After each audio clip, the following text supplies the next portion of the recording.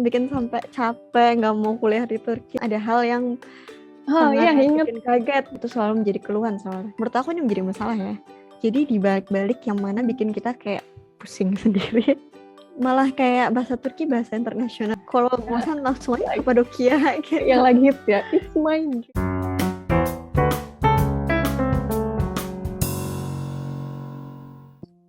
Halo, selamat malam semuanya. Balik lagi di podcast Ada Celotehan. Nah, di episode sebelumnya kan waktu itu kita pernah ngebahas tentang kuliah di Indonesia, terus ada juga organisasi apa aja yang diikutin. Kali ini spesial dari luar negeri, khususnya di Turki, bersama narasumber kita yang emang tinggal di sana dan kuliah di sana. Silahkan perkenalkan dirinya. Makasih sebelumnya. Hari ini jadi kita bakal bahas tentang kuliah di Turki ya. Walaupun sebenarnya materi-materi yang aku sampaikan ini bisa juga sebenarnya dipraktekkan buat beberapa negara lain gitu. Perkenalan dulu. Aku Syahida atau biasa dipanggil Cida. Kuliahnya di Kayseri, Turki. Itu tuh ada di bagian tengah Turki. Kalau di map bisa lihat tengah banget. Terus ini tuh kotanya dingin. Kayak sekarang lagi salju tebel banget. Dan ini terkenalnya sama salju. Sama gunung. Gunung Kayak Elbrus Bandung namanya. Ya, dingin. Iya benar kayak Bandung gitu. Terus ini tempat aku kuliah. Namanya Erciyes University. Aku jurusan ekonomi dan sekarang pakainya jalur mandiri udah berapa tahun? Udah 4 tahun kuliah di sini. Kenapa kamu nggak pilih beasiswa gitu? Kenapa? Jadi ini aku ceritain dulu ya. Dulu itu awal mulanya nggak niat sebenarnya kuliah di Turki. Jadi awal mulanya dulu kan ikut STAN, ikut SNM, SBM, nggak lulus semua tuh. Akhirnya ada temennya orang tua nawarin buat kuliah di Turki. Tanggal buat mau kuliah di Turki pada saat itu kalau jalur mandiri September. Pendaftaran dan segala macamnya. Nah jadi aku ya sambil nunggu bulan itu, waktu itu deket sama jalur mandiri yang di Indo juga. Nggak tahu bulan apa itu, kamu masa deket sama September deh. Jadi ya udah waktu itu sempet siap-siapin. Ini tuh berkasnya bener-bener yang banyak banget yang sampai bolak-balik sampai ngerepotin orang tua, terus sampai niat mau lepasin, ya udahlah nggak usah kuliah di Turki, mending gap year aja 1 tahun gitu, ntar tahun depan kuliahnya. Ternyata keterima di Turki. Alhamdulillah. Nah, alhamdulillah gitu. Nah, sebenarnya juga ada jalur lain gitu selain jalur mandiri, jalur beasiswa. Cuman pada saat itu kan karena emang nggak niat dari awal kuliah di Turki, jadi nggak merhatiin gitu kapan buka beasiswanya. Biar nggak perlu repot-repot kayak aku nyiapin berkas-berkas sampai bikin mau bingung, bikin sampai capek, nggak mau kuliah di Turki. Hampir menyerah sekarang, ya? Beruntung banget teman-teman karena sekarang beasiswa Turki YTB itu sudah dibuka. Beasiswa YTB itu apa tuh? Beasiswa YTB Turki. Nih, itu adalah fully funded scholarship in Turki. Itu tuh beasiswa full dari pemerintah untuk mahasiswa asing yang mau kuliah di Turki. Terus beasiswanya tuh meliputi UKT atau biaya sekolah. Jadi dari kamu awal kuliah sampai kamu selesai, bahkan ketika kamu perpanjang tahun kuliah itu dia bakal bayarin lagi tapi sampai setahunnya doang. Itu emang maksudnya, di sana UKT-nya berapa sih? Kalau boleh tahu. UKT. Nah, gini juga buat teman-teman, aku dulu banget pas zamannya aku itu murah banget. Itu kamu tahun berapa tuh? Aku tahun 2017. Itu kalau dikonversikan ke Indo 3 juta. Dan itu tanpa biaya pembangunan, biaya awal, biaya lain-lainnya tuh nggak ada. 3 juta itu per semester. Nah, terus sekarang, baru-baru aja, tahun ini, terjadi hal yang sangat banget. Ini kemarin sempat aku ngomongin di episode berapa gitu, di season 1 aku bilang ada hal yang sangat bikin kaget. Hal ini. sekarang tuh harganya naiknya berkali-kali lipat untuk Oh. mandiri. Jadi dari yang 3 juta semester buat anak-anak baru yang baru terdaftar tahun kemarin kalau nggak salah, itu bayarnya 15 juta per semester. Tergantung jurusan ya. Gimana? Dulu aku lihat kedokteran per semester aja 30 atau 15 juta. Sekarang mereka udah berapa berarti kalau naiknya berkali-kali lipat seperti itu. Emang semahal itu gitu. Makanya tidak disarankan menurut aku kalau mau keluar negeri itu jangan mandiri. Karena peraturan tuh ada aja yang berubah. Karena bukan negara sendiri juga ya. Mumpung lagi buka nih beasiswa ini daftar segera. Nah, beasiswa ini itu juga meliputi asrama. Ya kita ntar bakal tinggal di asrama gitu. Tapi buat temen-temen yang nggak mau tinggal di asrama, bisa juga tinggal di rumah. Pilih tinggal di rumah tapi rumahnya bayar sendiri. Nggak dibayarin sama. Jadi kalau asrama ini dia satu kamar berapa orang? Satu kamar tergantung, ada yang 6, ada yang berempat, ada yang bertiga, kayak gitu, beda-beda. Tergantung dapatnya gimana. Random. Nih, ada uang saku juga tiap bulan. Uang sakunya berapa? Kalau untuk S1 itu sebesar 1.000 TL ya, atau bisa dibilang 1 jutaan lebih untuk kurs yang sekarang. Jadi sekarang lagi down banget ya kursnya. Terus S2 tuh 1.400.000 ya, sekitar segitu. Bedanya dikit doang. S3-nya 1.800.000. Nah, teman-teman pasti mikir, oh kok segitu doang sih? Uang sakunya dikit ya ternyata. Nah, aku sendiri dengan misalnya uang saku segitu buat aku cukup, soalnya aku yang tinggal di rumah ini dengan biaya rumah juga, pengeluaranku tuh minimal ya 300.000 gitu. Hedon-hedonnya aku semaksimal mungkin 500-600.000 gitu. Sebulan? Jadi iya sebulan, karena emang dikit gitu menurut aku ya. Gitu. Tapi kan tergantung orang. Terus ini itu beasiswanya berlaku untuk semua universitas di Turki. Nah, ini biasanya beasiswa YTB Turki itu buka bulan Januari sampai Februari gitu. Tanggal 20 nih tutupnya, jadi harus siap-siap dari sekarang mumpung belum tutup. Oke. Apa aja tuh yang perlu disiapin? Nah, ini hal yang perlu disiapin. Teman-teman bisa masuk ke link ini, tbbs.turkiyeburslari.gov.tr. Masuk ke sini, ntar bakal bikin akun segala macam, terus bakal lihat layarnya seperti ini. Ini punya aku ya, jadi aku tutupin jenis-jenis ininya aku. Nah, di sini ada beberapa hal yang perlu kita isi. Jadi walaupun misalnya beasiswa ini belum buka, kita tuh udah bisa ngisi ini. Lebih enak malah kalau menurut aku kayak gitu. Jadi ketika beasiswanya buka, kita tinggal ngisi hal-hal penting-penting lainnya kayak gitu. Jadi nggak buru-buru. Nah, apa aja yang perlu diisi? Iya, apa aja yang perlu diisi di sini-sini itu? Yang pertama itu ada personal info. Isinya KTP, foto diri, terus hal-hal lain yang mengenai kita. Terus juga ada family information, itu mengenai keluarga kita, orang tua, menggaji orang tua. Gitu. Ada contact information, itu isinya tempat tinggal. Terus ada education information, itu diisi SMP, SMA gitu. Buat teman-teman mungkin daftar S2, bisa ngisi SMP, SMA, S1 kayak gitu. Dan lain-lainnya ada transkrip. Dalam satu kertas itu semua semester ada di satu kertas itu gitu. Terus ada ijazahnya. Buat yang mungkin belum punya ijazah karena belum tanggal lulus ya pada saat itu, bisa pakai ijazah sementara atau apa gitu. Penggantinya ada kan ya. Iya gitu-gitulah, aku nggak ingat udah. Terus ada language details, isinya bahasa yang kita ketahui, sertifikatnya dan lain-lain. Ada work experiences, misalnya CV kita masukin di situ juga.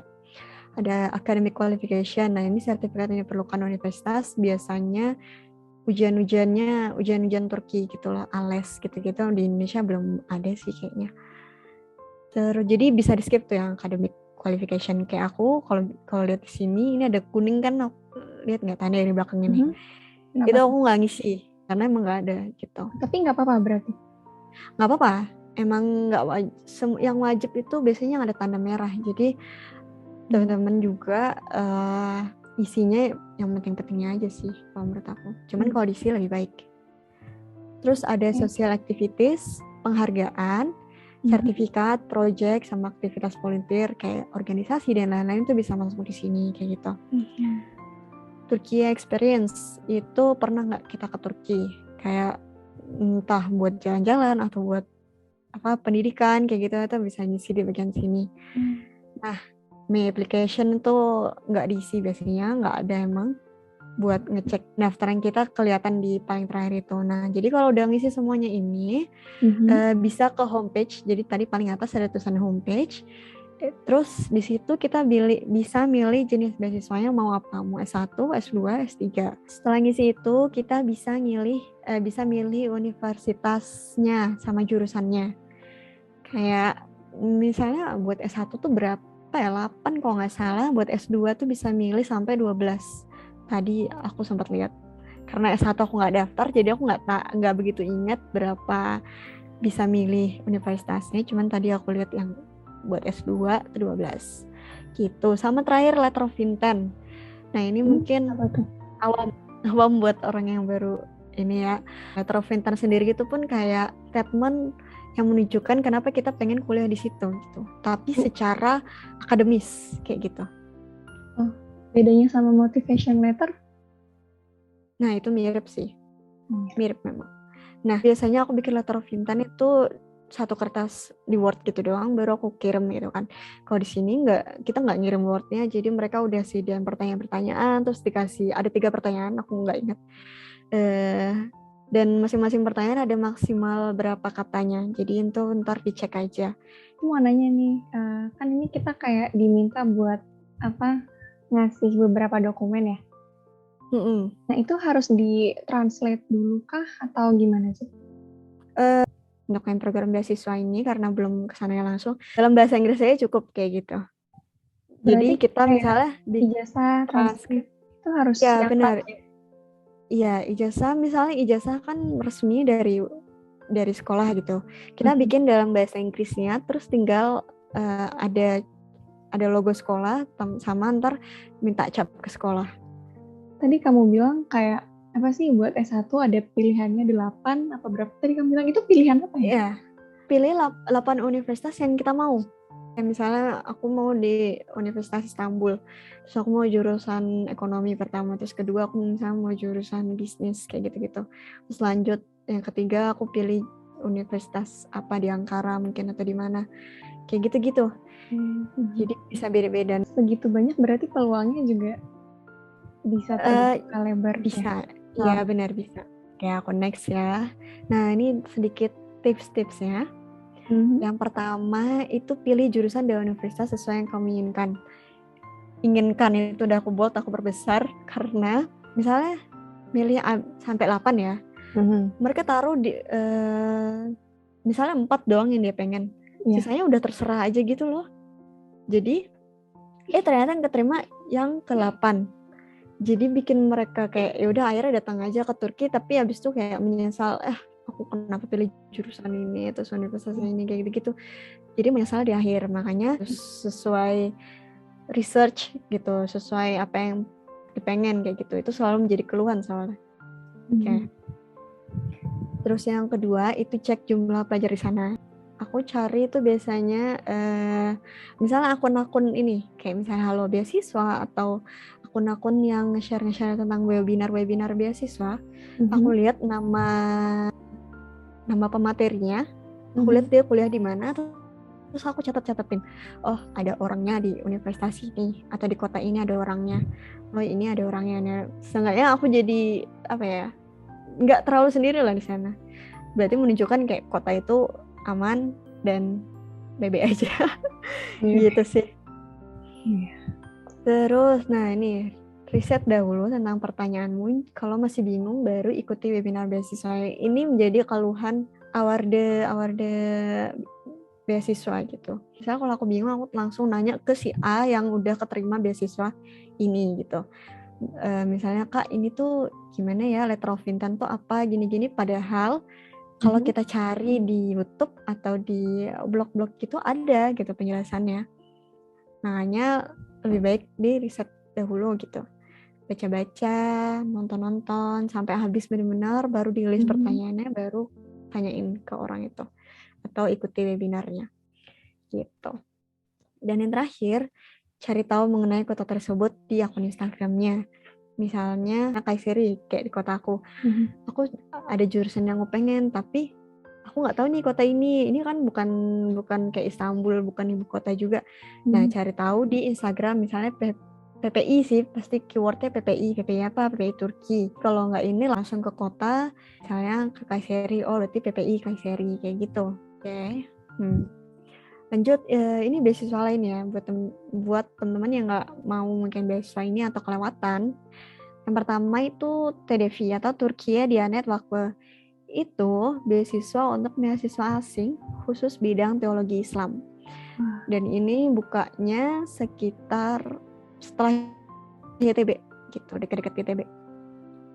Terus yang kedua ada Başarı Bursu atau bahasa Indonesianya beasiswa kemenangan. Beasiswa kemenangan? Iya, kayak keberhasilan gitu lah. Beasiswa ini untuk mahasiswa asing yang terdaftar di salah satu perguruan tinggi di Turki dengan IPK. Ini bukanya di awal semester genap. IPK minimalnya itu kalau nggak salah 2,7 atau 3. Terus yang terakhir itu beasiswa makan plus uang saku. Nah, ini juga beasiswa yang kalau kita udah kuliah gitu. Beasiswa makan di kampus dan uang saku ini hanya ada di beberapa kampus tertentu. Kayak misalnya di kampus aku ada beasiswa ini dan aku pernah keterima untuk beasiswa makan doang. Uang sakunya itu untuk jurusan lain gitu. Terus ini ada plus minus kuliah di Turki. Kita mungkin dari minusnya dulu kali ya. Dari yang buruknya dulu. Minusnya apa kuliah di Turki? Yang pertama, sekarang lagi hot banget inflasi Turki. Menurut aku ini menjadi masalah ya. Karena ngapain kuliah di negara yang lagi banyak inflasi kayak gitu. Tapi walaupun kayak gini, plusnya ini semua masih terhitung murah gitu. Untuk teman-teman yang sering dikirim dari Indonesia itu masih kehitung murah, masih dianggap sama lah kayak Jakarta, mungkin masih murah gitu. Yang kedua, minus yang dikatakan semua orang itu bahasa yang susah.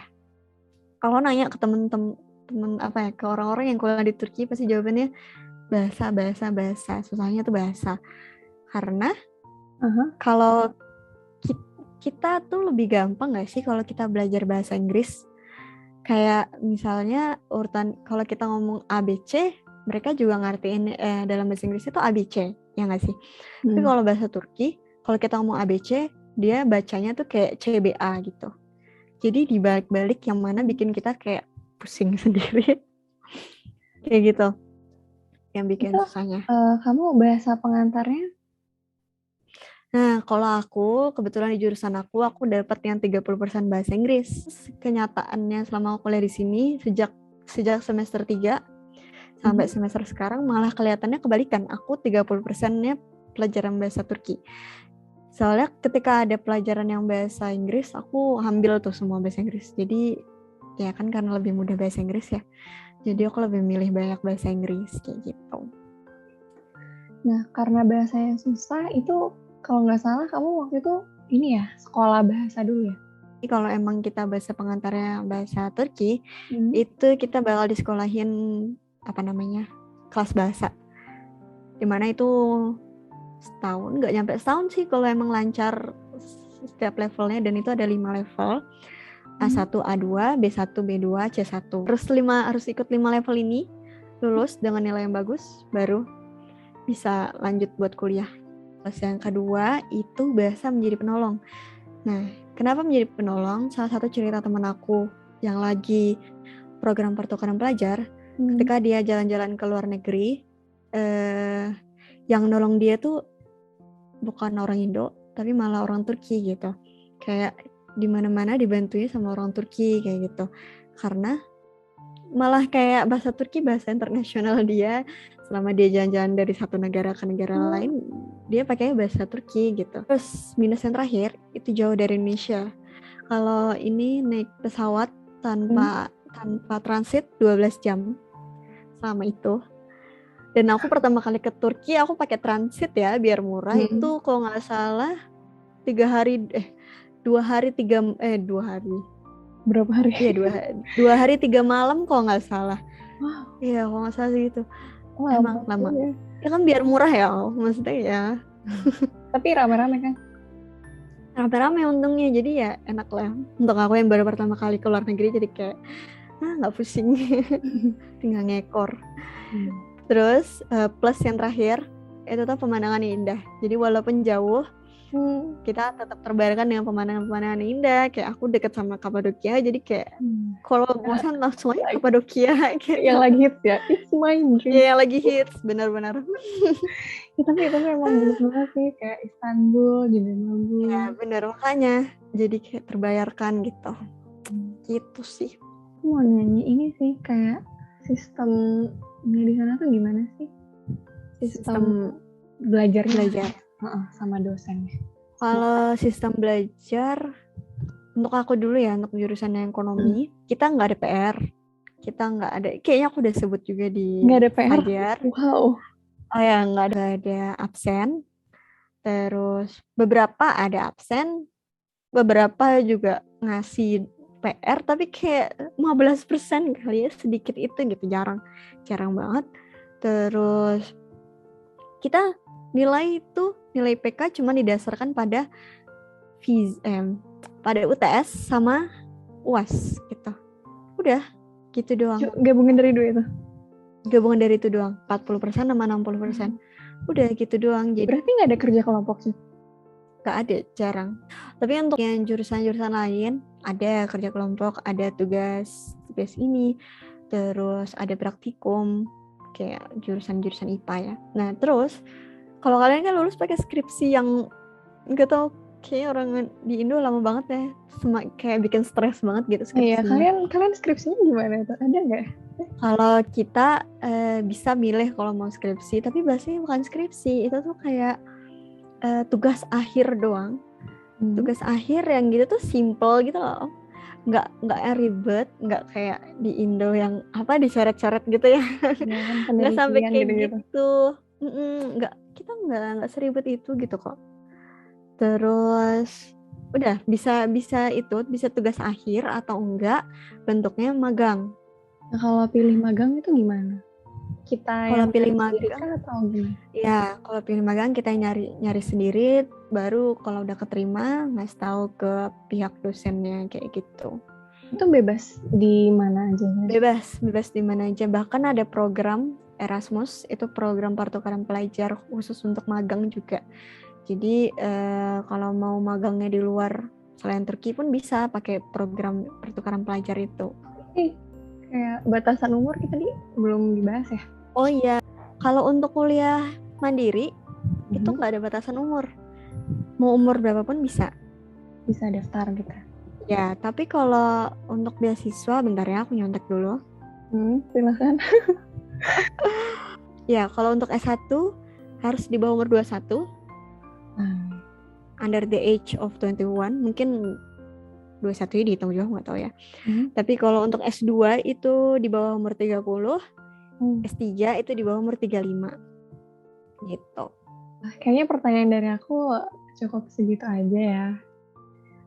Mungkin teman-teman nanti yang pengen tanya bisa langsung tulis di comment section, dan teman-teman yang di Spotify yang pengen tahu lebih jelasnya bisa langsung meluncur ke YouTube kita. Iya. Nah, mungkin dari Cida ada kata penutup nggak? Seperti biasa. Iya, ada, udah siapin. Apa tuh? Jadi, dimanapun kita kuliah, yang paling penting itu adalah bagaimana kita bisa mengembangkan diri kita menjadi lebih bervalue gitu. Jadi kayak misalnya aku kuliah di tempat sekarang, yang walaupun bukan setinggi kuliah di Oxford gitu, aku mencoba kembangin diri aku seperti lulusan Oxford kayak gitu, walaupun tujuan aku bukan seperti itu, yang penting bervalue gitu sih. Keren banget. Pasti ini berguna banget gitu, apalagi buat teman-teman yang lagi nyari info tentang YTB gitu kan. Kalau gitu, sampai jumpa di episode selanjutnya. Dadah. Dah, makasih Au. Ya, makasih juga.